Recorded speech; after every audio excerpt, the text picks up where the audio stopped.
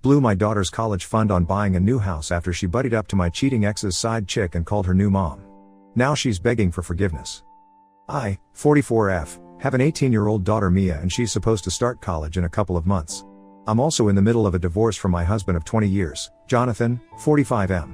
He had an affair with his secretary Alicia, 34F, and that had been going on for almost a year before he finally came clean to me about it a couple of months ago.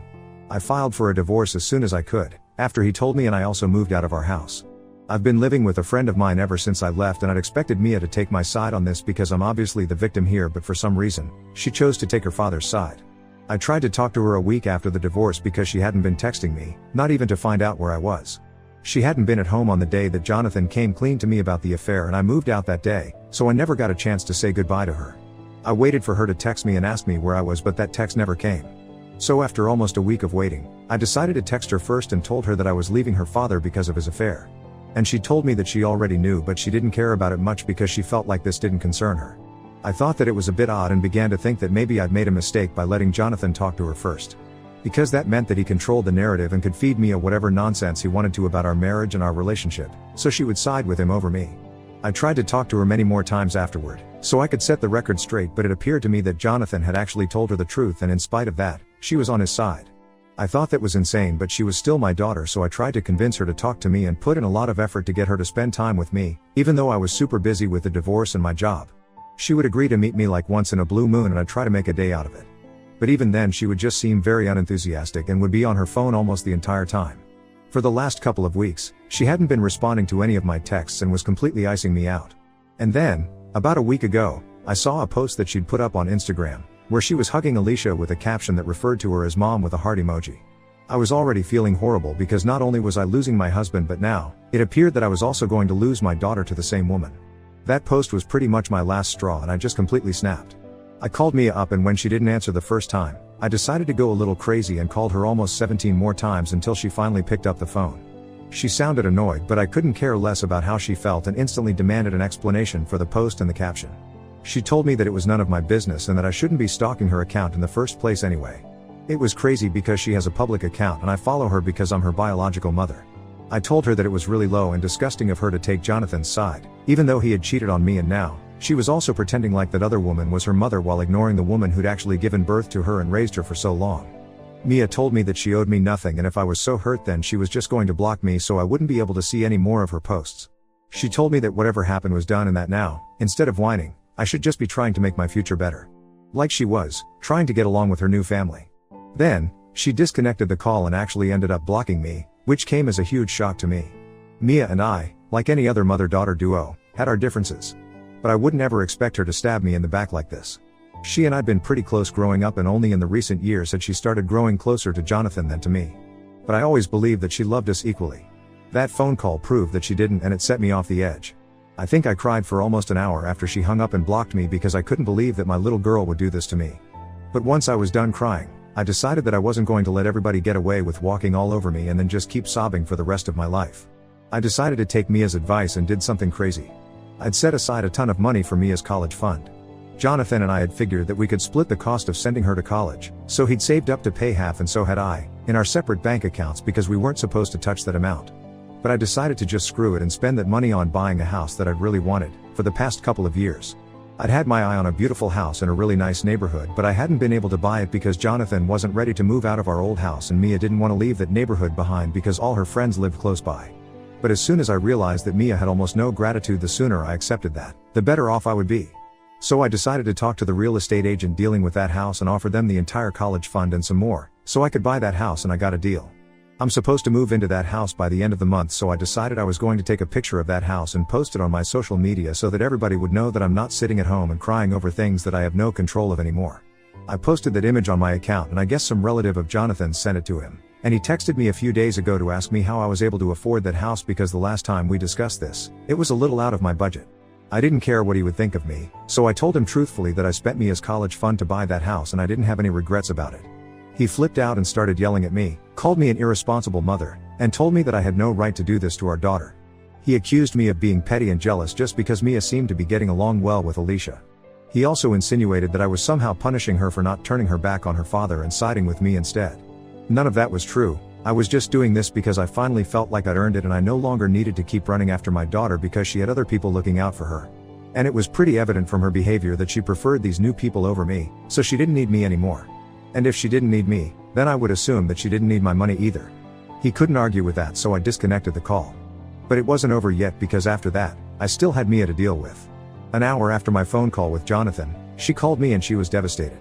She was sobbing and I could barely even make out what she was saying because she was crying so hard. She kept asking me how I could do this to her when she'd always put me first and above everybody else.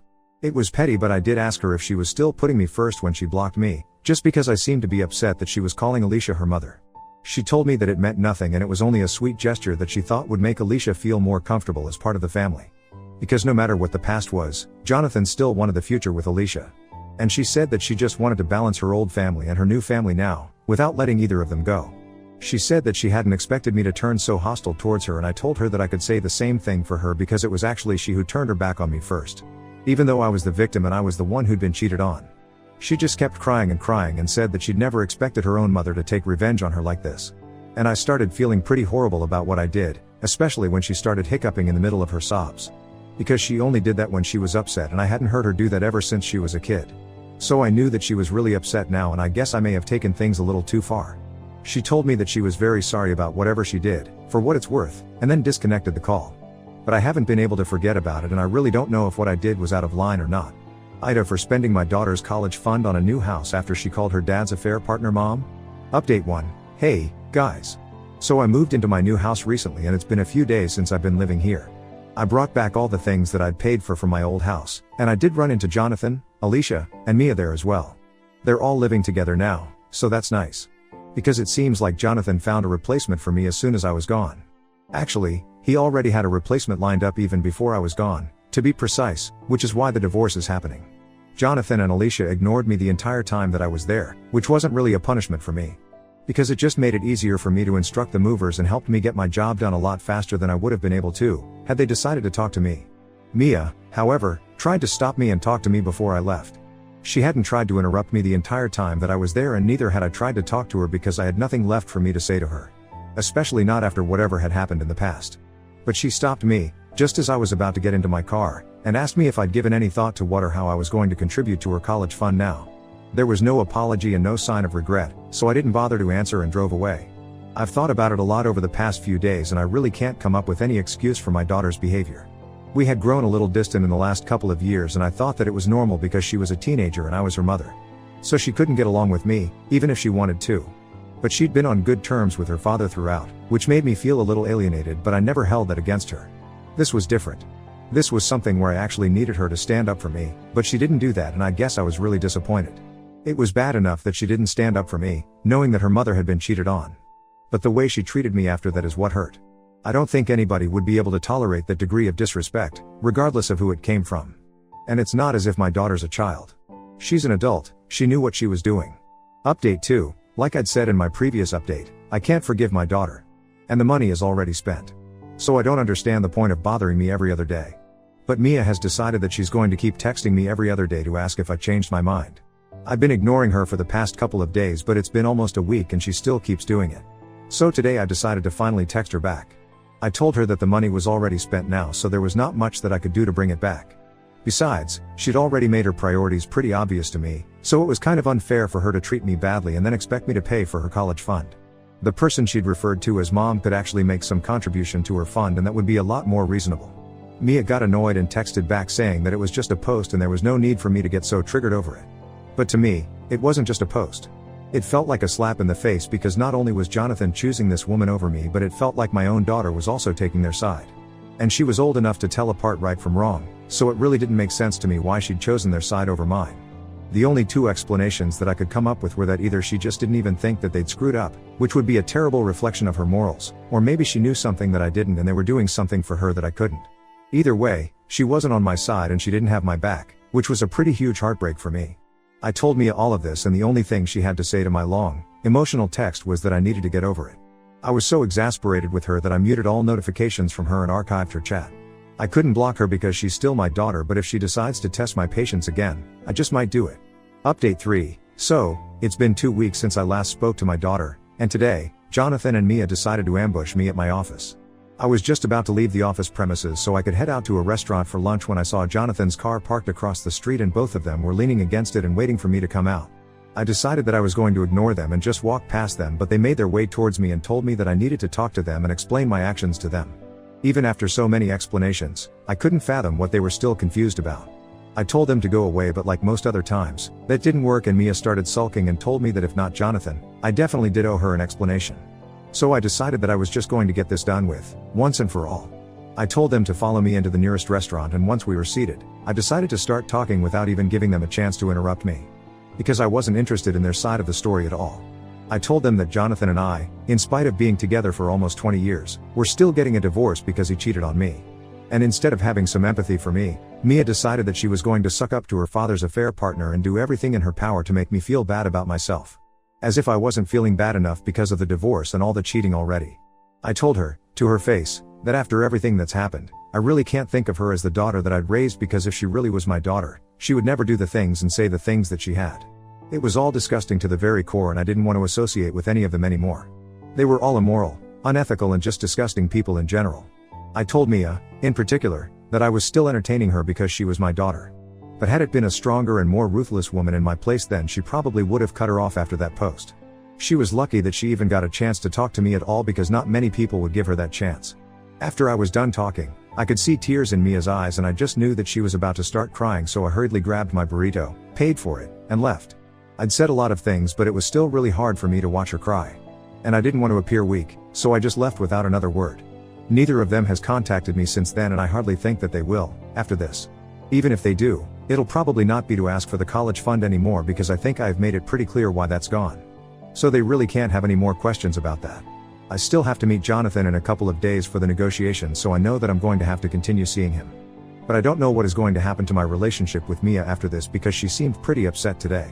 I don't know what exactly made her cry, but I know that the things that I said today definitely got to her. Update 4. It's been a month since I last met my daughter, and I almost thought I would never see her again. It was sad, but I'd made my peace with it. There wasn't much that I could do at that point either. Jonathan stopped fighting me at the negotiations as well, probably because what I'd said at our last informal meeting at the restaurant got to him as well. I realized that once he'd told me about Alicia, I didn't even scream at him. I just left quietly and never looked back again. I guess the guilt hadn't really settled in, because I hadn't expressed how disappointed and angry I was until that day at the restaurant. As for Mia, we didn't speak for a month after that, and like I said, I almost thought that I would never see her again.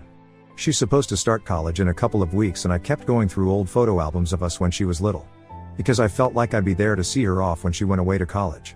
I kept thinking about how now, it would be Alicia instead of me who'd be seeing her off, and the thought made me really upset, but I couldn't do anything about it. 3 days back, when I received an email from Mia, and it was a pretty emotional one.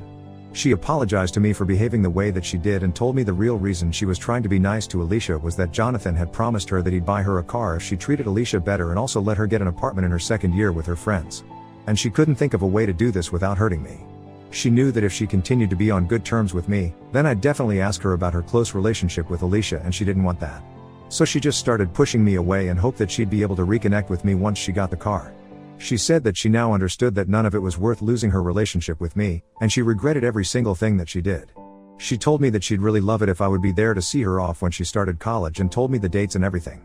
I haven't yet made up my mind on whether I want to go or not, because at the end of the day, she was doing this all for just a car, and so she could have fun with her friends. I could understand the appeal of that, because I, too, was once her age. But I would never hurt my loved ones for something as insignificant as that. And she did hurt me. She hurt me pretty bad. It was intentional, and it was for a really petty reason, so I don't know if I can forgive her so quickly. But at least she apologized, so that's something. I haven't responded to her email yet because I'm still struggling with what to do about this. I really don't think that a car or an apartment is a valid enough reason to act the way she did. But I do miss her terribly, and I really wish that we could go back to being the way that we were, or at least try to. Update 5. Hi, guys. Thank you so much for following my story and for all the comments and messages that I've received and still continue to receive.